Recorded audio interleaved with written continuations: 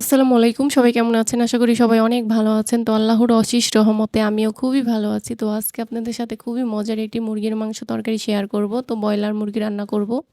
তো ব্রয়লার মুরগিটা কিন্তু আমি ভেজে রান্না করব। তো ব্রয়লার মুরগি রান্না করার জন্য চুলায় আগে থেকে কড়াই বসিয়ে দিয়েছি, তেল গরম করতে দিয়েছি। এখন আলু দিয়ে কিন্তু এই মাংসটা রান্না করব। তো আলুগুলা কিন্তু ভেজে নিতে হবে। তো আলুগুলা ছিলে ২ টুকরা করে কেটে তারপরে ধুয়ে পরিষ্কার করে আমি তেলের মধ্যে ছেড়ে দিয়েছি আর হলুদ আর লবণ দিয়ে দিয়েছি। আর এই আলুটা আর মাংসটা ভেজে যদি রান্না করেন তাহলে কিন্তু তরকারির স্বাদটা অনেক ভালো হয় আর খেতে খুবই ভালো লাগে। বুঝবেন এই না যে এটা ব্রয়লার মুরগি রান্না করেছেন নাকি দেশি মুরগি রান্না করেছেন। খেতে কিন্তু খুবই অসাধারণ লাগে। তো আলুগুলা কিন্তু একদম ভালো করে ভেজে নিয়েছি, দেখতেই পাচ্ছেন কালারটা চেঞ্জ হয়ে গেছে, একদম ব্রাউন কালার হয়ে গেছে, কত সুন্দর করে ভেজেছি। তো এখন তুলে নিব। তো সবগুলো আলু কিন্তু ভাজা হয়ে গেছে। এই তেলের মধ্যেই মাংসগুলা দিয়ে দিব। আর আমি ব্রয়লার মুরগিটা কিন্তু একদম ছোট, ছোট টুকরা করে কেটে নিয়েছি। বেশি বড় সাইজ করবেন না। বড় সাইজ যদি করেন তাহলে খেতে ভালো লাগবে না আর কাদা, কাদা লাগে খেতে। আর ভেজে রান্না করবেন। যদি ভালো করে ভেজে তারপরে রান্না করেন তাহলে খেতে কিন্তু খুবই ভালো লাগে। আমি যেভাবে রান্না করছি ঠিক সেইভাবে ফলো করে রান্না করবেন, তাহলে কিন্তু একদম বাচ্চারা বুঝবেনই না এটা দেশি মুরগি নাকি ব্রয়লার মুরগি। তো একটু হলুদের গুঁড়া দিয়ে দিয়েছি কালারটা সুন্দরের জন্য। আর আলুর মধ্যে তো লবণ দিয়েছিলাম, লবণ আগে থেকে কিন্তু তেলের মধ্যে ছিল। তো ভালো করে মাংসটা ভেজে নিতে হবে। আর এইভাবে করে ভেজে রান্না করবেন। আমি কিন্তু একদম পাতলা ঝোলও রাখবো না, একদম শুকিয়ে ফেলবো না, মাখা, মাখা ঝোল রাখবো আলু দিয়ে যেহেতু রান্না করব। তো রুটি দিয়ে, পোলাও দিয়ে, ভাত দিয়ে সবকিছুর সাথেই কিন্তু এই মাংসটা এইভাবে রান্না করলে খেতে ভালো লাগে। তো মাংসগুলা কিন্তু ভাজা হয়ে গেছে, তুলে নিব। তো মাংস ভাজার জন্য কিন্তু চুলার কড়াইটা কিন্তু একদম নষ্ট হয়ে গেছে। পেঁয়াজ যদি দিয়ে দেই তাহলে কিন্তু কড়াইটা একদম ঠিক হয়ে যাবে। তো এই তেলের মধ্যে পেঁয়াজ কুচি দিয়ে দিয়েছি। তো পেঁয়াজগুলো একটু হালকা মজিয়ে নিতে হবে। তো মাংস ভেজেছি তার জন্য একটু সাইড দিয়ে লেগে, লেগে গেছে। মসলা যখন কষাবো তখন ঠিক হয়ে যাবে।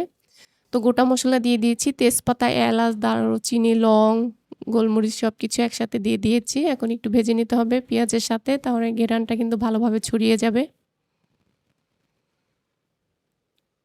তো পানি দিয়ে দিব। তো মশলাটা কষানোর জন্য পানি দিয়ে দিয়েছি। এখন স্বাদ মতো লবণ দিয়ে দিলাম। ১.৫ চামচ হলুদের গুঁড়া দিয়ে দিয়েছি। ১.৫ চামচ ধনিয়ার গুঁড়ো দিয়ে দিলাম। ১.৫ চামচ লাল মরিচের গুঁড়ো দিয়ে দিয়েছি। ১ চা চামচ আদা বাটা, ১.৫ চামচ রসুন বাটা দিয়ে দিয়েছি।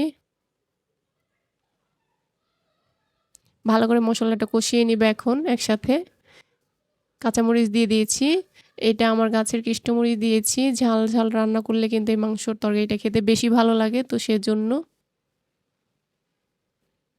এখন মসলাটা ভালো করে কষিয়ে নিতে হবে। একদম তেল ওঠা পর্যন্ত অপেক্ষা করতে হবে। দেখতেই পারছেন একদম পানি শুকিয়ে তেল কিন্তু ভাসা, ভাসা হয়ে গেছে। এখন ভেজে রাখা আলু আর মাংসগুলো একসাথে দিয়ে দিব। তো ভাজার সময় কিন্তু মাংসটা অনেকটা সিদ্ধ হয়ে গেছে, আলুটাও সিদ্ধ হয়েছে। তো এখন ভালো করে কষিয়ে নিব মসলার সাথে। আর এই মাংসগুলো যত কষাবেন ততই কিন্তু তরকারিটা খেতে বেশি ভালো লাগবে।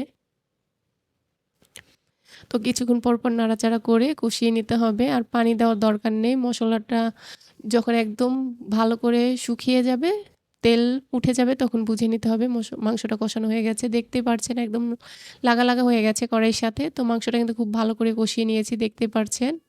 তো তেলের মধ্যেই কিন্তু কষানো হয়ে গেছে। এখন পানি দিয়ে দিব। আর মাংসটা যেহেতু ভাজা, বেশি পানি দেওয়ার দরকার নেই আর বেশি পাতলা ঝোলও রাখবো না আমি।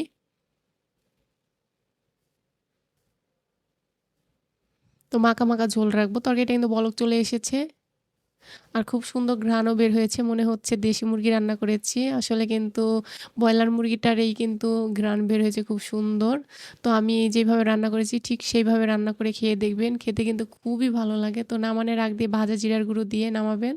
তাহলে কিন্তু তরকারিটা খেতে আরও বেশি ভালো লাগে। আর আমি সবসময় কিন্তু জিরা ভেজে ফাঁকি করে রেখে দেই। তো আর কিছুক্ষণ জাল করে তারপর নামিয়ে ফেলতে হবে।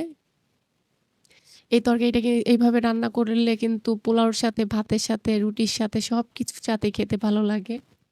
তো আলুতে কিন্তু ঝোলটা খেয়ে ফেলবে। এই পর্যায়ে নামিয়ে বাটিতে সাজিয়ে নিব। ঝোলটা কিন্তু ঘন হয়ে গেছে। দেখুন কত সুন্দর হয়েছে তরকারিটা।